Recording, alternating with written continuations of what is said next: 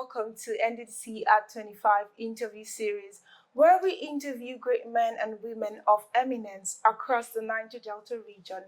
I am Nene Botimi, and co-hosting with me is Mr. Ifatu Abu. Today we are here with a man of great importance in the Niger Delta region. He is known as the father of modern-day Akwa Ibom State and a two-time governor of Akwa Ibom State. Your Excellency, you're welcome, sir. Thank you very much, Nene. Sir, it is renowned that you are an advocate for resource control in the Niger Delta region. Given the enormous amount of resources in the Niger Delta, sir, would you say that the Niger Delta is developed enough? And if not, sir, what would you say is the hindrances to the development of the Niger Delta region? Quite clearly and without any hesitation, I can say that the Niger Delta is not nearly developed enough. Part of the hindrance is that the amount of derivation that's being paid is not nearly adequate. Derivation used to be paid at 50% of the resource value, but now it's pegged at, even though the constitution says no less than 13%, which means it could be higher, but it's been pegged at 13%.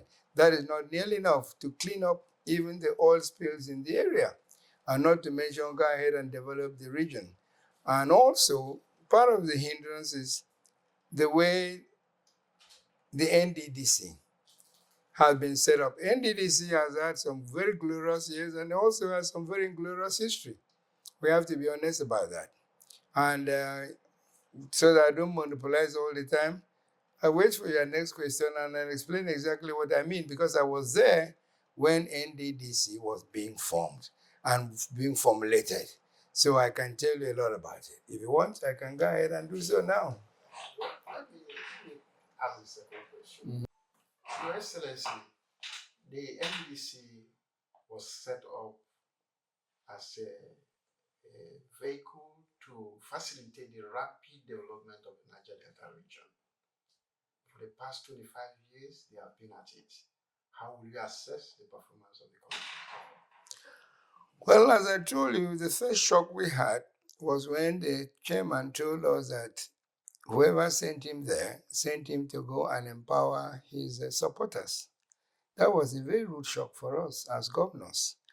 And I couldn't quite figure out how that would be done. But in character, NDDC, that's why it has a glorious history, it has an inglorious history. The inglorious aspect of NDDC is become an intervention, and not rather than become an interventionist developmental agency, it's become an empowerment agency, empowering whoever needs to be empowered, maybe for elections or whatever purposes. And that's very unfortunate and that's very sad. Because the governors have responsibilities to develop their states. The NDDC, that's what was coming into being, was one that would be tackling such things as regional projects. We were in the middle of this interview, they took light. It should not happen in the Niger Delta. There should have been a regional power plant, if nothing else. There should have been that would make sure that the entire Niger Delta region has 24-hour constant power. There should have been a rail network that links the entire region. There should have been even road network also. And even agricultural projects should be, if you do this in this state, I do, like fisheries in Bayelsa, if you like. All this business of accusing people of oil theft and so on, it wouldn't happen. Because we would have had refineries and the people would be refining the oil there. Tell me, even in the allocation of oil blocks, those are the sort of things I thought the NDDC would have been very much into regional. Instead, what they did was they brought some company from abroad, because we always have this feeling that the people come in from outside and can do better than Nigerians, and they produce what they call a regional plan. And you go and read it, it lists how many hospitals we need, but wait to look at them, no answer. How many schools we need, and no way to look at them, no answer. Nothing. It's just like a study in sociology or social studies or something. rather than a physical development plan, which would have shown you, you want this road from here to there for this purpose, you want this rail line from here to there, you want a specialist hospital there, you want one of these another specialist hospital dealing with certain other aspects over there. That's what we would have had as a proper regional development plan that I expected NDDC would tackle. Tell me, what are the regional projects that NDDC has tackled? Believe me, it is that disappointment that NDDC has not been able to play that role that made me write a paper. And I still say this, not because not many people knew it. I wrote a paper to the late President Yaradua and said, NDDC has not fulfilled its purpose. In fact, to a large extent, you can say it has failed. But let me say this. If you want NDDC to develop the region, look at what happened in the Federal Capital Territory. We did not depend on the Federal Ministry of Works to come and put the roads in the Federal Capital Territory. We did not depend on the Federal Ministry of Health to come and put the hospital in the Federal Capital Territory. Every aspect of it. So Federal Capital Territory was given its budget, within which you had budget for roads, budgets for school, budget for all the developmental aspects of a whole region.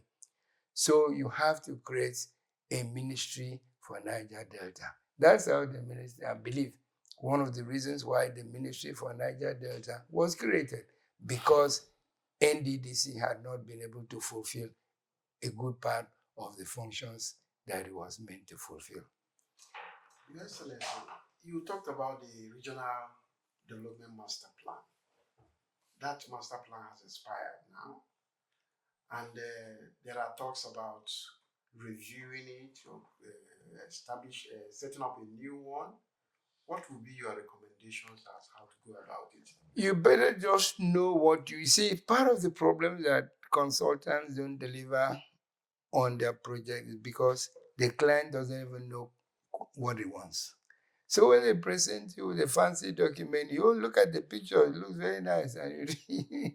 But what I say, what we need is a physical development plan. And outside of that, I've written a paper also suggesting the creation of new towns in the Niger Delta region. I pointed out that after the Second World War, Britain regenerated itself through the development of new towns. As at the time I wrote that paper, Britain had 22 new towns. And the prime minister at the time was talking about 6 more green towns. And I pointed out you could do, maybe just start with 4. Get a new town in Bayelsa, the economic base of which would be fishery. Get a new town in Rivers. I specifically suggested Ogoniland because it had been badly devastated. The economic base of which would be oil-based industries. Get a new town in Akwa Ibom, economic base of which would be the seaport at Ibaka. Get a new town in Delta, the economic base of which would be re-establishment of Warri and its seaport. At least you start with those. Then later on, you can do some other new towns. A new town is just a new town. Like Abuja is a new town. Abuja was started at the same time as Milton Keynes. Complete new towns. But nobody seemed to understand the meaning of the concept of a new town. And I know that President Yara invited me and said, look, this new town is the new concept. So I went to a man called David Locke. He was the president of the British Institute of Town Planners at the time.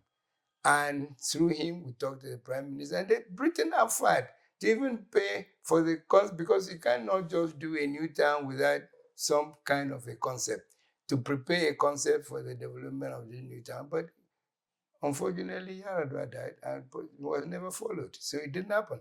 So we don't have any new town in the Niger. It could have been complete new towns. Like you have a new Dubai, if you like. Could have been completely new towns in those areas, and economic base would have been determined, and we would have moved forward.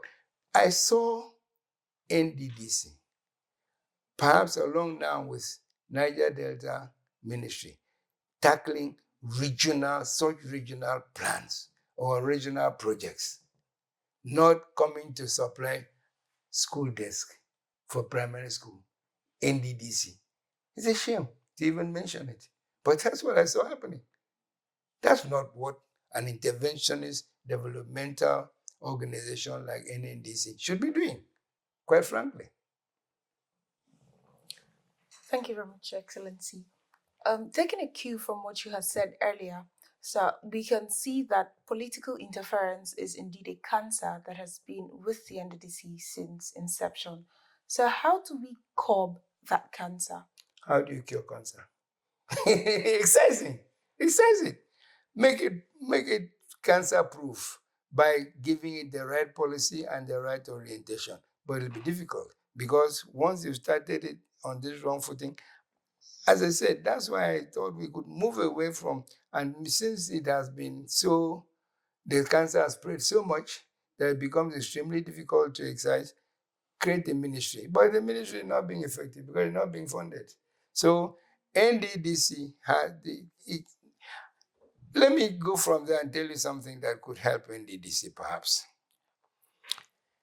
They recently, they will, what do you call it, zonal, Regional development. thank you, ministry, and then you had these sectional development commissions.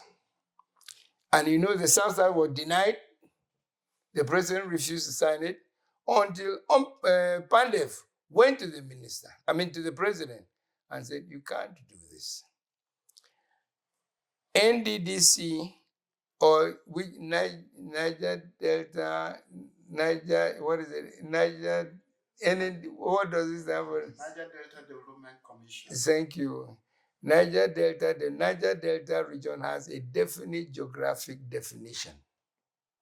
But today, in NDDC, you have Ondo, which is not in the Niger Delta. You have Abia, which is not in the Niger Delta. You have Imo, which is not in the Niger Delta. So please, Mr. President, note that Ondo is enjoying NDDC and also enjoying Southwest Development Commission facilities. Note that Abia and Imo are enjoying NDDC and also enjoying Southeast Development Commission. So please sign this bill and give the rest of us in the Niger Delta area our own development commission. If you wish, and we strongly recommended that it should, change the name back to OMPADE, All Mineral Producing Area Development Commission, because that's what it is. It's no longer Niger Delta. So why do you want to continue to call it NDDC? Change it back to OMPADE, because very soon they are drilling oil in Baji, they are drilling oil in Maiduguri, they will be in NDDC. Now, that is become a big misnomer. So change the name back to OMPADE. The concept will remain the same. Try and do what it's supposed to do properly, and thank God, at least the first aspect of actually signing the South-South Development Commission has been done. So he signed that. So we have our own South-South alongside ND. So we have South-South Development Commission, we have NDDC, we have Ministry of Niger Delta. We should be developed. Because if you look at the amount of money that has come and is coming through all those agencies, plus the derivation, there's more than enough to develop the region. But there's been a lot of mismanagement. Yes, Your Excellency, you talked about regional development that is supposed to be the fault of NDDC, but this comes with financing. Funding is a major challenge. There has been, in some years, NDDC goes without a budget, and they have not been in the budget cycle. What are your views, your thoughts, your suggestions on how the NDDC can get out of this? I don't know that. Why is that possible? because the funding is clear until you tell me that there's no more oil being produced. Then I will accept that NDDC should have no budget. So long as oil is being produced, I think it's a certain percentage that comes from the various oil producing companies and so on. I don't, believe me, I can't remember. I'm getting old and a bit forgetful, but I'm not senile. But I'm beginning to forget some of the details of how NDDC is supposed to work. But the sources of the money for funding of NDDC is there. So why should NDDC in any year go without a budget? That means there's irresponsibility at the federal level. And that's why I kept saying, this presidential system we have, where one person, and it comes down to one person, being the overall marshal of the whole country is wrong. Today, I can say, I used to see, people have said, what is the alternative? I say, well, we should work out something, but today, I don't struggle anymore with working out anything new. Let us go back to the parliamentary system that we had. If we have that parliamentary system, you will have what Patutumi is trying to talk about now, which he calls shadow cabinet. There's no provision for shadow cabinet in the presidential system. But in the parliamentary system, there will be a shadow cabinet overlooking the shoulders of every federal official, including the prime minister, as it would be, rather than the president. And believe me, a lot of what's going wrong would stop going wrong. Thank you very much, Your Excellency. Your Excellency, over time we have found that corruption and abandoned projects have dominated the headlines when it comes to NDDC. I mean, NDDC was synonymous to corruption and abandoned projects. So, what would you advise us to do in order for us to regain the public trust? Let me tell you a very interesting story. I was sitting as a governor of one of the states in the Niger Delta when somebody came to me with 5 files and said I should sign. I said, what am I signing? He says, these are companies that he has formed. They've gone and collected jobs from NDDC and they want to pay them mobilization, and those jobs are supposed to be in my state. So I'm to sign that those jobs are in my state, and once it's signed, they will go and collect the mobilization and they will disappear, and I will get a cut. I said, look at me again. Do you realize that I am a governor of one of these NDDC states?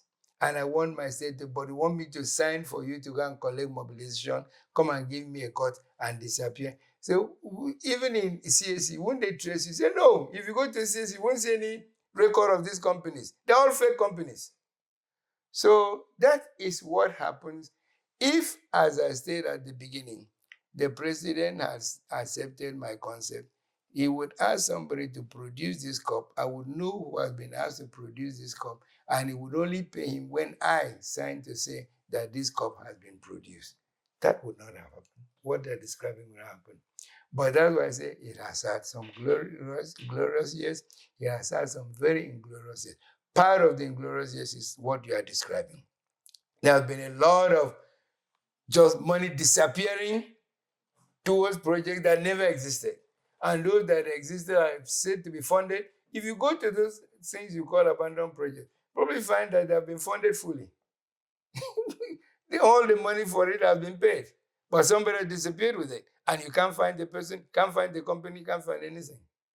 Because that's how NDDC is set up to operate. Your Excellency, I think part of the problem will be in the leadership. And there has been so much instability in the leadership of the NDDC over these past 25 years. What are your thoughts on this? Let me talk about instability. Organizations like NDDC, like the states, like a region, like the whole country can be unstable only because the political foundation is unstable. Today, tell me any real politician that you know that has remained in one party for how long? They jump from here to there to there. totally destabilizing the party, which should be the basis for forming government. So why would the government and NDC and so on not be unstable? There's total instability because of this defection, totally wrong, totally unacceptable. And it didn't start with Tinubu. Let me defend Tinubu in that respect, or not defend, but let me tell you that it's just doing what we started.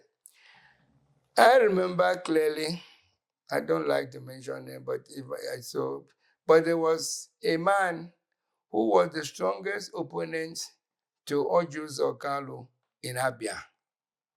He was contesting election in a different platform. And he gave Oji Kalu a hard time. Oji won. But that man was brought from there and made a minister in the government that he opposed. From minister to national secretary of the party that I belong to.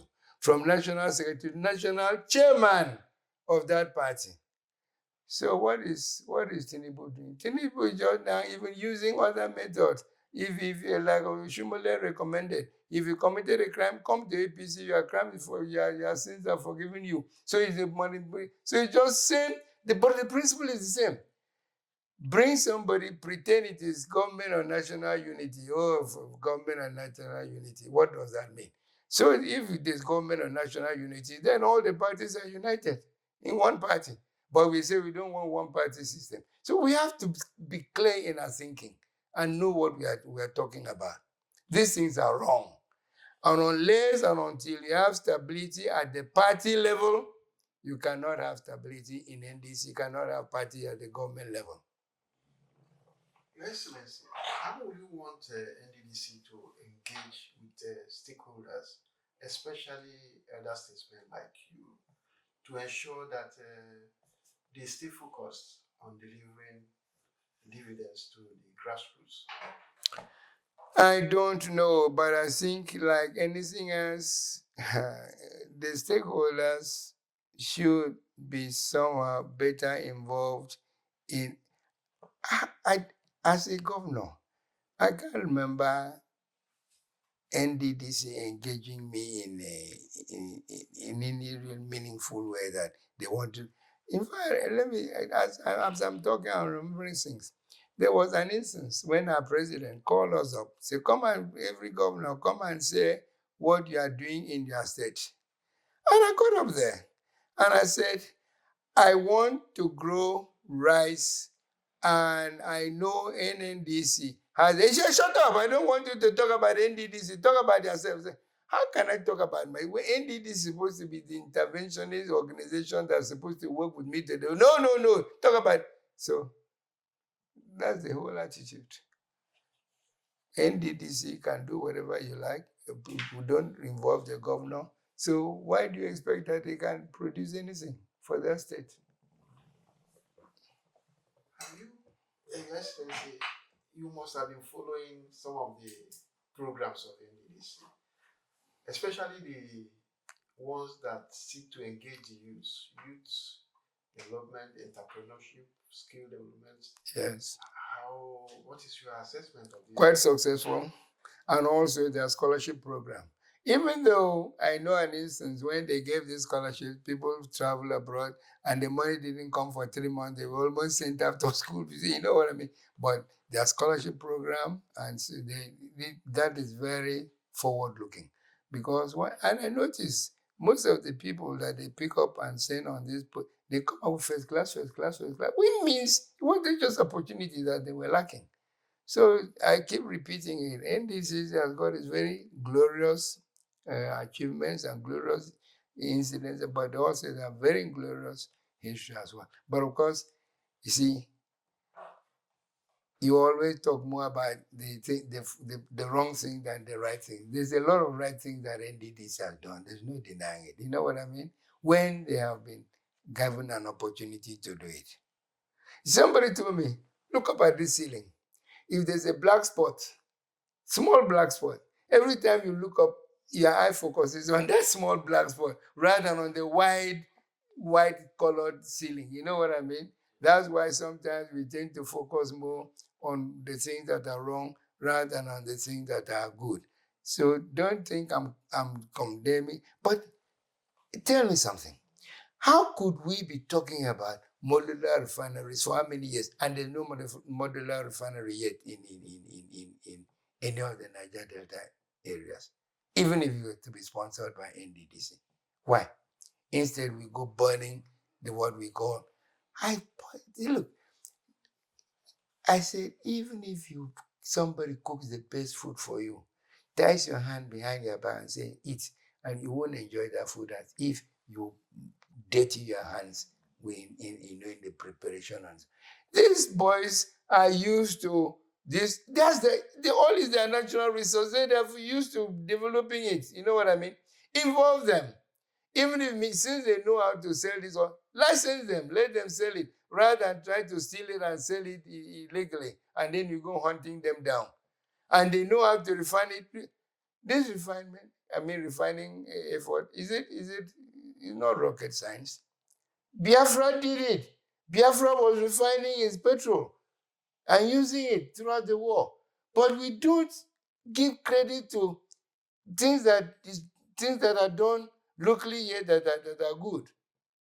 There should have been local, small local refineries all over the Niger Delta instead of what we call illegal this, illegal that. No, it's wrong. So I think we have to have a complete rethink so that we can. But NDDC, I wish I had an opportunity to sit down and lecture the management, but I don't know whether those who send them there will agree that they should do any of those things. But there's a lot they can do. I mean, today, even for you to develop parts of Bayelsa, look at the problem you have with the swamp. But we know that all of Amsterdam is below sea level. Good parts of Louisiana, below sea level. Some parts of, what do you call it, in America, the part of the West Coast is also under sea level. But they managed to canalize all those things, build canals, and drain the land so that you can free the land for development. That's the kind of thing that NDDC should be doing.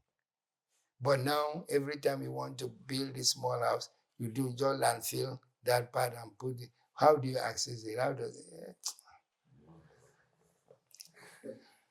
Thank you very much, Your Excellency, sir. On the glorious years of the NDDC, what would you consider to be the most notable achievement of NDDC since its establishment in the year 2000? I've told you about the scholarship programs. I've told you about the educational programs. And I have to think, to be honest with you, I have to think. But they have had some very good interventions. But you see that we don't have a regional red line. We don't have a regional power station. We don't have a regional referral hospital. We don't have a region. There's so many things that I can say. We don't have those new towns. For me, it's painful. Your Excellency, you earlier talked about the new regional development commissions that we have set up across the country. How do you think it will impact on NDDC? Do you see any negative impact? No, it should be. You see, okay, we have a country where SSS often is fighting army. Army is fighting Air Force. Air Force is fighting Navy. Shouldn't be like that. The same thing here. You should have your own sphere of development where you interface or where you overlap properly. You know what I mean? Should not interfere. But you see, all these things we do just show that we are failure. So rather than admit and reason, we do something else that can cover it up. We do something else that can cover it up. That's how I see it. But otherwise, a state is a state is a state. And given the adequate resources, if we have resource control and we allow the states to use their resources to develop themselves, we didn't have all this. We had the ENDC, Eastern Nigeria Development Commission. And we had, I think we also had Western Nigeria Development, the Cocoa. They marshaled what they had and develop the place with it. They didn't have a multiplicity of organization with large bureaucracy. The size of the bureaucracy is what it spent 50% of the money on bureaucracy. Let me tell you a very interesting story. I was here when USAID came and could demonstrate to me convincingly that the cassava variety that we were using was not giving me enough yield per hectare, that I could get about 3 or 4 times as much cassava per hectare as I was getting. I said, fantastic. So wait, he said, oh, they have to do this study, they have to do that study, they have to do the other study. I said, okay, let's sit down. So when we sat down, we took a 10-hectare patch, and I could produce 3 tons of cassava paste, so that's 30 tons from 10 hectares. And I could sell it for so much money. Then, but if I accepted what they were going to do, I could produce 7 tons per hectare. That would be 70 tons of cassava. But the cost of the studies was far more than I was getting. So I said, so where have I benefited? I'm selling these 3 tons of cassava to get more money than I will get by doing all your studies and producing 70 tons. So what's the advantage? Thank you very much, Your Excellency. It has indeed been a wonderful time with you. As NDDC celebrates 25 years, so what is your message to the Commission? NDDC should begin to celebrate people like us who made it possible for them to, they have refused to even recognize that some of us exist. And yet, we are the reason they are there, and we are the reason they could do a lot better. But they refuse to acknowledge it. It is wrong. That was my one advice I would give them. We still want you to give a goodwill message to NDDC. NDDC, I love you. and I'm not joking. Don't think, because believe me, just keep doing the good things you have been doing and improve on them. But consult, seek advice. You'll do a lot better. Thank you very much. Thank you.